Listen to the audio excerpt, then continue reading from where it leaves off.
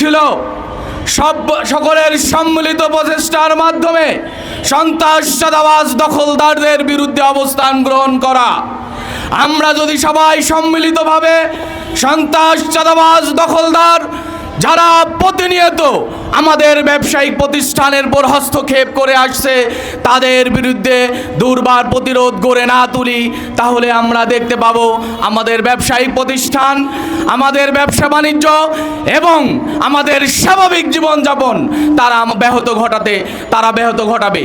কাজে আসুন ঐক্যবদ্ধ প্রচেষ্টার মাধ্যমে সন্ত্রাস চাঁদাবাজ এবং যারা বাংলাদেশকে বিশ্বের বুকে ভাবমূর্তি নষ্ট করার জন্য নানাবিধ ষড়যন্ত্র করে যাচ্ছে তাদের বিরুদ্ধে দুর্বার আন্দোলন গড়ে তুলি।